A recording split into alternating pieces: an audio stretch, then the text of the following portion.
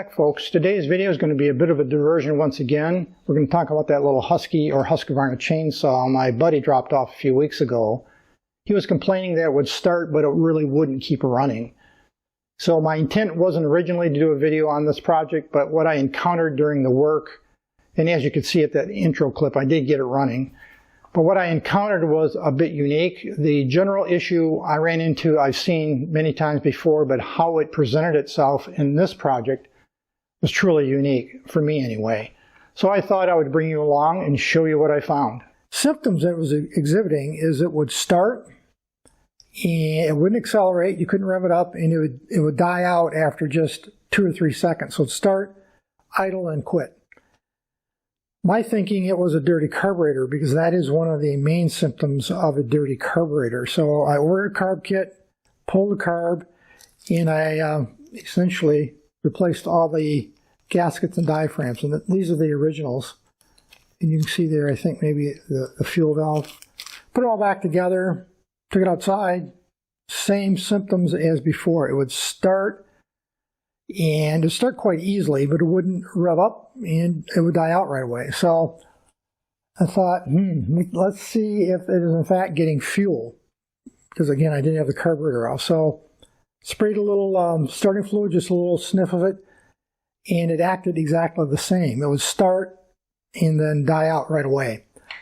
So I was pretty sure it wasn't anything I did with the carburetor, but just to validate everything, I want to make sure that the fuel line right here, which is a little tiny fuel line, by the way, it's one of the smallest I have ever seen. I actually removed the fuel line from the fuel tank, which is right under here, of course, and pulled the fuel line out, which is very tricky. It's hard to fish through. I want to check for leaks. I had a little suspicion maybe it was drawing air, because after a number of years, and this saw dates to the late 90s, early 2000s, so it's pushing 25 years old, give or take.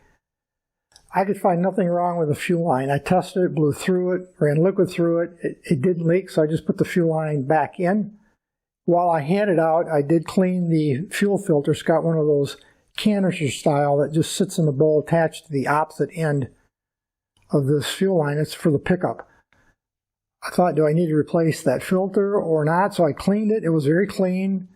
Brake cleaner would run through it with no problem. So, I don't think it's a fuel filter. I don't think it's a fuel line. Then I pulled this fuel line off the carburetor, and fuel just ran out of it. So that tells me, because I had drained the whole system, that the carburetor, the diaphragm in there is pumping fuel.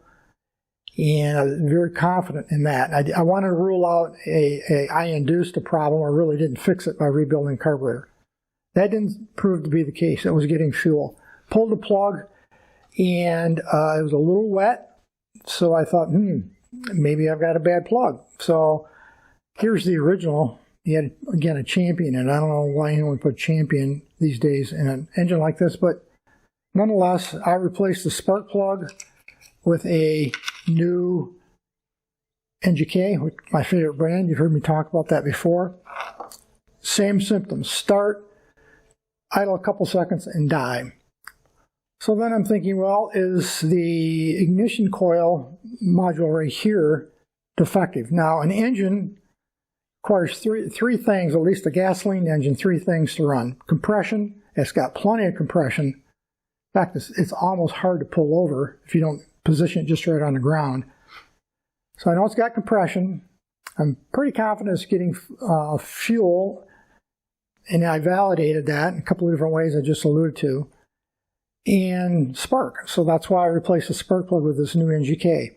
No change. It did exactly the same thing. So I thought, okay, I've ruled out spark. I tested it with a spark tester, by the way. I don't know if I said that a minute ago. I did have a spark tester, and I validated there is a hot blue spark getting to the plug, and it's a new plug, of course. So I've ruled out a fueling system issue and an ignition system issue. I'm very confident in those 2 things were okay. So I thought, well, I'm going to check the muffler. This is the muffler, of course. It's a canister style. It's sealed at the factory, though I could cut it open. But it's considered a very restrictive muffler.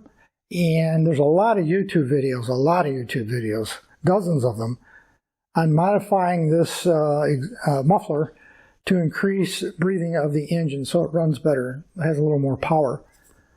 And I thought, well, is there a screen in there? Because it's not unusual on small two-stroke string trimmers, leaf blowers, chainsaws. For that screen, there's usually a screen in here. There is a screen that gets carboned up and plugged and won't let the engine breathe. So pulled this off. It's a canister style. I can't get inside of it without cutting it open. I looked in, I could see the piston going up and down as I pulled the cord. Piston looked fine, so I knew it wasn't scored to the point it wouldn't run. Plus, again, it had great compression. So I pulled the muffler off, took it outside, and it started right up. Admittedly very loud, but it started right up and ran fine. So that narrowed down immediately to this muffler. Let me take the muffler off here a second. The T30 Torex, some people call them Star Drive, in there.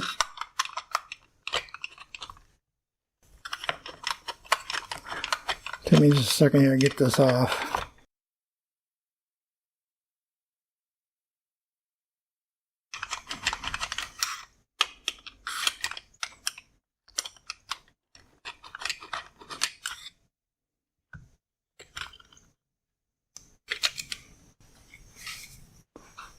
There we have the muffler assembly. Again, it's a canister style. There's the two screws. Go through these holes. So I was looking it over like this. And I thought, well, where does the exhaust come out? Because these are sealed. These go right into the block. These are not exhaust ports.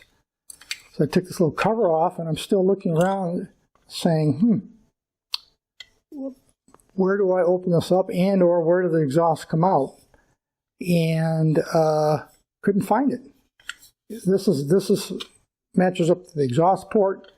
These are for the fasteners to hold it to the body of the unit. And where does the exhaust come out? Well, I'll show you. The exhaust comes out of this little hole right here.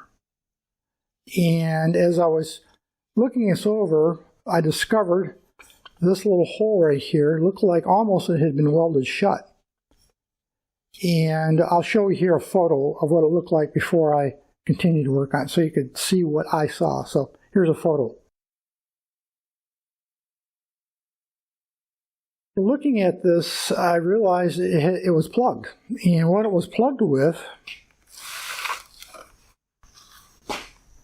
this debris. This is from some kind of a mud dauber insect. That's literally the debris I removed from that hole. That is right here. So I cleaned that all out. You know, it was like dried mud. Cleaned it all out, blew it out with compressed air. Then I hit the carburetor body with a brake cleaner in here and through here and blew it and drained it to make sure there's no more debris in there or it's not plugged. I don't think it was. I think they just plugged it right here at the opening with that dried mud that we just talked about. So that's where the muffler exhausts from, and that's part of the reason I think people modify these is to get a little more flow. Two-strokes typically do need to have back pressure to run well, and this one has a lot of back pressure apparently, and people drill holes here to modify them. They'll cut slots. You can buy replacements from Asia for this unit, and they're not expensive. They're like $18 and up, depending on which one you buy. So I cleaned that hole, that exhaust hole out, and put the unit back together. Excuse me. Started right up. I had to tune the carburetor adjustments a little bit, but started right up and ran perfect. So long story short, this had been plugged by some kind of a mud dauber insect, and the engine essentially couldn't breathe. It was being choked down. That's why it wouldn't accelerate and would die after a few seconds. And that hole isn't visible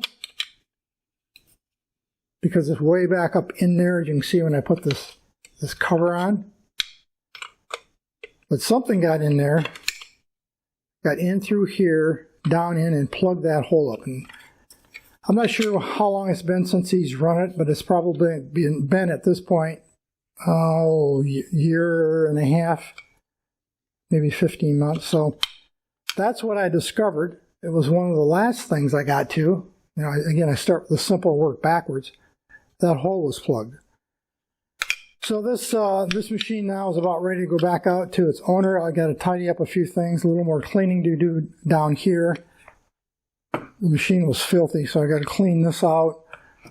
I did a lot of cleaning, of course, when I worked on the carburetor. So this has all been cleaned. Fuel line is intact and okay. One other thing that I did when I was diagnosing it, I removed his fuel. This is his fuel. You can see it's mixed green. I removed his fuel. I didn't know exactly how old it was. He mentioned this spring. I don't know that, so I put some of my own two-stroke fuel in here, which is fresh, and I know how it was mixed. That didn't make any difference either in running, by the way. So I ruled out fuel, carburation, ignition, compression, and that's what led me to the muffler. Again, many of these mufflers just have a screen, a little rectangular screen that you can remove, clean, usually use a torch or something to burn it off, and then brush it and put it back. But since this one was sealed and I didn't really feel like cutting it open and trying to get in there, I'd buy another one for $18-20 US before I bother with that. But we don't have to, because the plug right there has been removed, and now the carburetor or the engine runs just fine. So now I'm going to button it all up. Like I said, I'm going to clean a little more, put it all back together, including all the covers, call my neighbor, and tell him to come and get it. That's going to be it for this video today, folks. Any issues, questions, thoughts, drop me a note. Otherwise, as usual, thanks for watching.